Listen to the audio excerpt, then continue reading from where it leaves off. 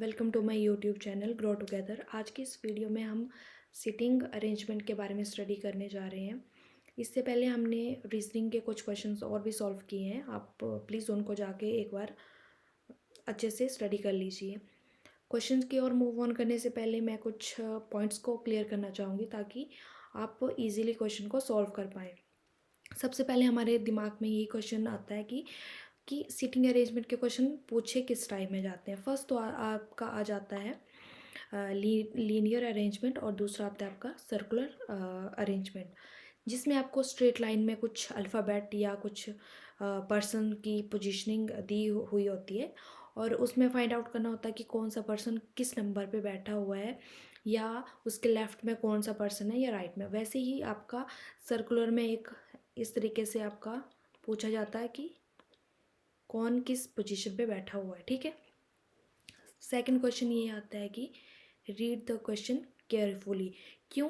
क्योंकि आप अगर आइडेंटिफाई करेंगे कि आपके पास कितने नंबर के लिए क्वेश्चन दिया गया है, कि आपके पास 7 पर्सन की एक अरेंजमेंट दी है या 6, वो आपको बिल्कुल ध्यान में रखना है। क्योंकि आप अगर कोई पर्सन को स्किप करेंगे, अगर आप किसी नंबर को स्किप करेंगे तो आपका क्वेश्चन ऑटोमेटिकली रॉन्ग हो जाएगा। तो ये कुछ एक पॉइंट्स हैं जो आपको क्वेश्चन सॉल्व करने से पहले दिमाग में रखने हैं। दूसरी चीज़ आती है कि डायरेक्शन। आपको इन क्वेश्चंस में डायरेक्शन मेंशन की गई होती है, वो आपको ध्यान में रखना है। वो क्या हो सकता है कि स्ट्रेट लाइन है, क्योंकि अ, अगर आपने नॉर्थ साउथ में कन्फ्यूज़न कर दिया, क्योंकि नॉर्थ की तरफ जो फेस करके पर्सन बैठा होगा और जो साउथ की तरफ फेस करके पर्सन बैठा होगा, तो उनके दोनों की लेफ़्ट और राइट साइड्स जो होंगी वो दोनों की डिफरेंट होंगी। तो आपको क्या करना है, जब भी ये क्वेश्चन सॉल्व करने तो उनकी डायरेक्शंस को ध्यान में रखना। नॉर्थ साउथ आपकी जो आएगी आपकी लीनियर अरेंजमेंट में आएगा, और इनवर्ड और आउटवर्ड आपका जो है सर्कुलर अरेंजमेंट, उसके इनवर्ड और आउटवर्ड आपका इनसाइड और आउटसाइड में क्या है, ये दोनों ये यूज़ होते हैं। ठीक है। ये दोनों ही सर्कुलर अरेंजमेंट में यूज़ होते हैं। तीसरी बात ये बोली जो कि बहुत इम्पॉर्टेंट है, next to, immediately, left right, third to the left, ये चीज़ें ध्यान में रखनी है। हिंदी में जैसे बोलते हैं ना कि ठीक दाएं या ठीक बाएं तरफ को, या सी पर्सन से तीसरे नंबर पे कौन बैठा हुआ है। तो ये सारे के सारे पॉइंट्स जो आपको बिल्कुल ध्यान में रखने हैं ताकि आप अपने क्वेश्चन को गलत ना कर पाओ। फिर आता है आपके पास थर्ड स्टेप, डिडक्शन। आपको हर एक पॉइंट, हर एक स्टेटमेंट की अच्छे से रीड करके, उसको एनालाइज करके, उसको ड्रॉ करते चलना है। ठीक है। क्यों? क्योंकि अगर आप ऐसा नहीं करेंगे तो आपका ऑटोमेटिकली क्वेश्चन का आंसर आप फाइंड आउट कर ही नहीं पाओगे। जैसे फॉर एग्जांपल आपने क्या करना है कि जो आपका डिफाइन क्लू है, जो आपको डिफाइन मतलब क्या है कि आपको जब इमीडिएट बताया जाए कि बी जो है ए के दाएं तरफ बैठा है, ठीक दाएं तरफ बैठा है, तो आप उस चीज़ को एज इट इज़ लिखोगे। पहले आप उस चीज़ को देखोगे। आपका जो इनडायरेक्टली क्लूज़ है, ठीक है, जो इनडायरेक्टली क्लूज़ आपको दिए गए हैं, आप उसको बाद में कंसीडर करोगे। जैसे फॉर एग्जांपल कि C is not sitting next to D, कि सी जो है वो डी डी के नेक्स्ट में नहीं है। ठीक है। अब सी है वो कहीं पर भी हो सकता है, वो ई के बाद हो सकता है या एफ के बाद बैठा हुआ हो सकता है, उसकी जो पोजीशन है वो डी के बाद ना होके कहीं ई के बाद हो सकती है। तो वो हमारे पास एक स्पेसिफिक क्लू नहीं है, तो हम उसको इनडायरेक्टली क्लूज़ को हम डायरेक्ट क्लूज़ के बाद ही यूज़ करेंगे ताकि हमारा क्वेश्चन ईजिली हम उस क्वेश्चन को फ्रेम कर पाएँ। फिर आता है एलिमिनेट इनकरेक्ट पॉसिबिलिटी सिस्टमेटिकली। हमने सिस्टमेटिकली क्या करना है, जो हमारी पॉसिबिलिटी है उसको धीरे धीरे धीरे धीरे एलिमिनेट करते चलना है ताकि हमारे पास एग्जैक्ट आंसर हमारे पास आए। तो ये कुछ एक पॉइंट्स थे क्वेश्चन को सॉल्व करने के लिए। अब हम क्वेश्चंस की ओर मूव करेंगे। मैंने 2 क्वेश्चन लिए हुए हैं, एक लीनियर पे, एक सर्कुलर पे, और ये क्वेश्चंस आपको हिंदी और इंग्लिश दोनों में मिल जाएंगे। क्यों? क्योंकि कुछ एक स्टूडेंट हमारे पास जो है हिंदी मीडियम के, उनको क्वेश्चन को ट्रांसलेट करने में प्रॉब्लम होती है, इसलिए मैंने आज जो है ये क्वेश्चन हिंदी और इंग्लिश दोनों में रखे हैं, ताकि हर एक बच्चा जो है क्वेश्चन को अच्छे से अंडरस्टैंड कर पाए। बोला गया है कि 6 फ्रेंड्स हैं ए से एफ के बीच में, और वो हैं एक रो में बैठे हुए हैं, ठीक है, एक लाइन में बैठे हुए हैं। A is sitting second from the left end, ठीक है, मतलब ए जो है वो सेकंड पोजीशन पे बैठा हुआ है लेफ्ट साइड से, ठीक है। C is sitting immediately right of A, और E is sitting in the middle. देखो तो इस टाइप के क्वेश्चन में आपको यहाँ पे दिया हुआ है, देखो D is sitting to the immediate right of E. तो आपको क्वेश्चन आराम से फॉलो करते हुए चलें, इसमें तो कोई आपको इनडायरेक्टली क्लू नहीं दिया गया है। ये है आपका indirectly clue, F is not sitting at the extreme right, ठीक है। वो बोला कि वो एफ जो है आपका बिल्कुल सीधे जो है एक आपका दाएं ओर नहीं होना चाहिए, ठीक है, वो वहाँ दाईं ओर नहीं बैठा हुआ है।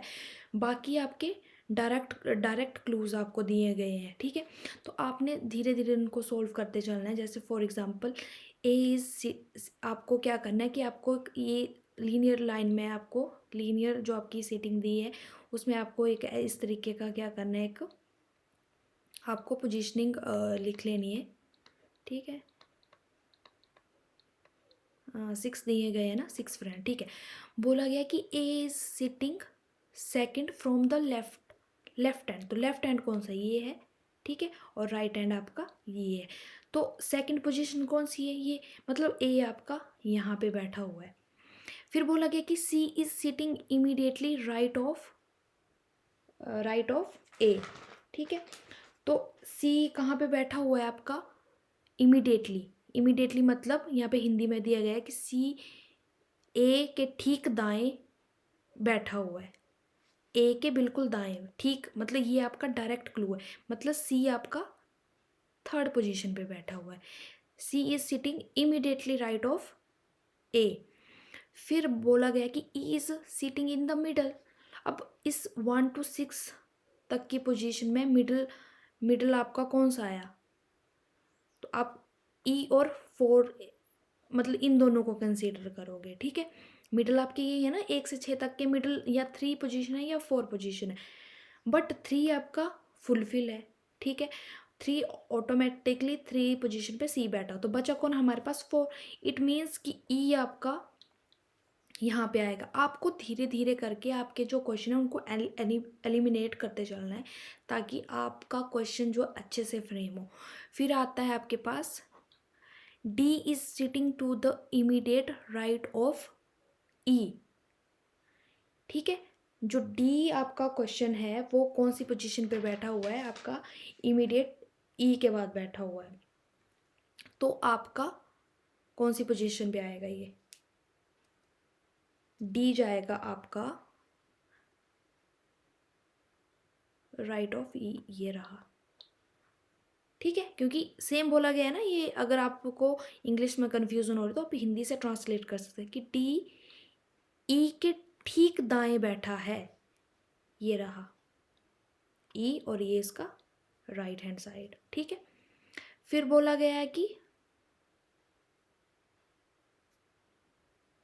फिर आपका बोला गया है कि F is not sitting at the extreme right. अब देखो हमारे पास सिर्फ 2 पोजीशन बची हुई हैं, ठीक है, और हमारे पास बचे कौन कौन से, एक बी और एक एफ बचा हुआ है, ठीक है।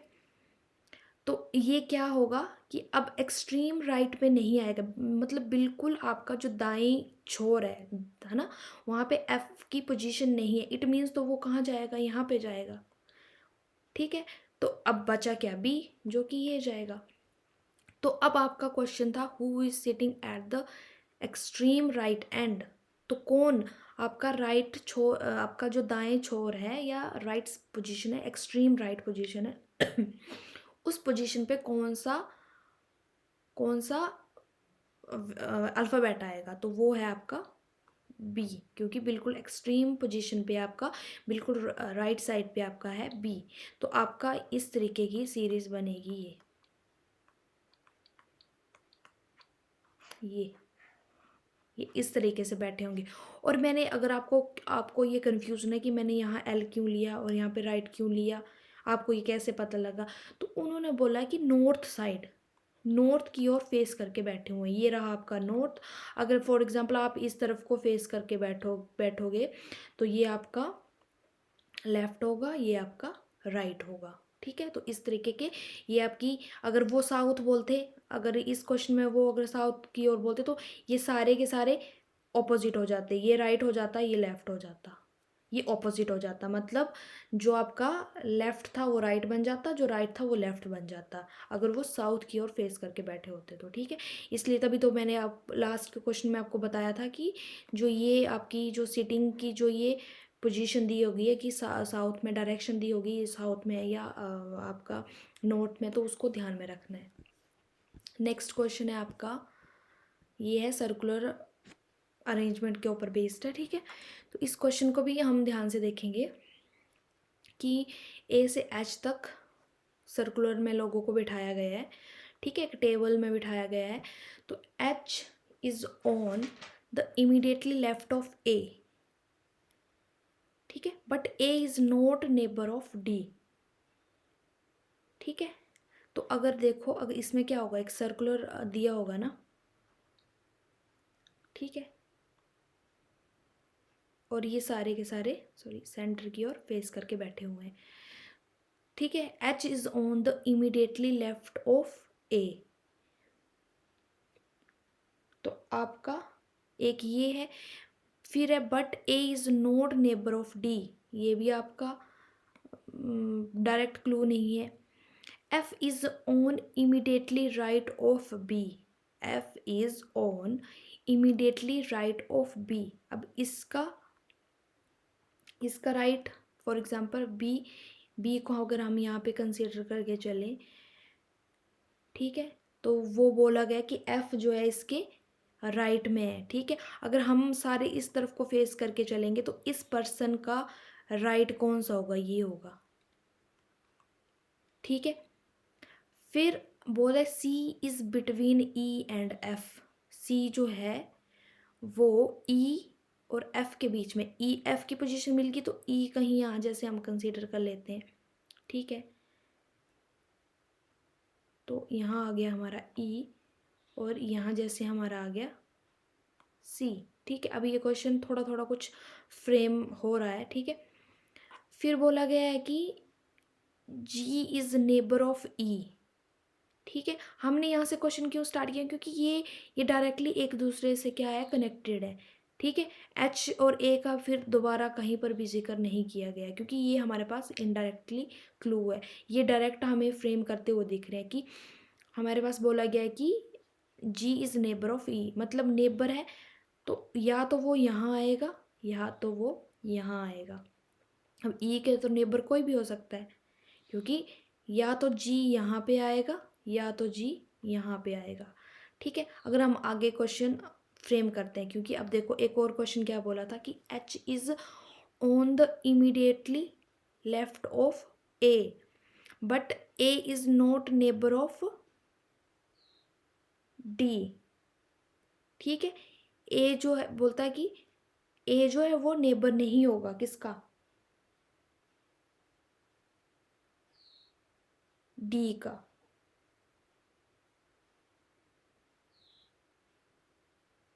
ये क्वेश्चन कुछ, ठीक है, तो यहाँ पे आया आपका, फॉर एग्जांपल यहाँ पे आपने लिख दिया नेबर ऑफ जी, ये ई का नेबर आ गया जी, और आपका ये रहा but A is not neighbour of D, और H is on the immediately left of A. For example हमने ए यहाँ पे कंसीडर कर दिया, क्योंकि ए का किसी के दूसरे के साथ कनेक्शन नहीं बताया गया है, तो ए का H is on immediately left of A. अब लेफ्ट ऑफ ए का लेफ्ट कौन सा है, ये रहा आपका ए का लेफ्ट, तो यहाँ पे आया आपके पास एच। ठीक है, अब बोला गया है कि अब हमारे पास कौन से अल्फ़ाबेट बचे, ए बी सी डी बच गया, ठीक है। तो डी आपका कहाँ जाएगा, डी आपका जाएगा, क्योंकि डी आपका ए का नेबर नहीं होना चाहिए। इट मीन्स आपका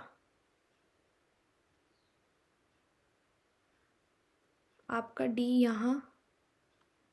यहाँ आएगा आपका डी, क्योंकि वो ए का नेबर नहीं होना चाहिए। तो अगर हम यहाँ पे ए को करते हैं, यहाँ पे डी को करते हैं, तो वो नेबर हो जाएगा ए का, ठीक है।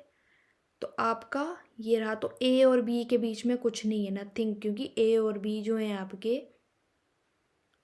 ए और बी जो हैं आपके क्या है, ये ए जो है वो इमीडिएट राइट ऑफ बी है, तो ए और बी के बीच में कुछ नहीं है, ठीक है।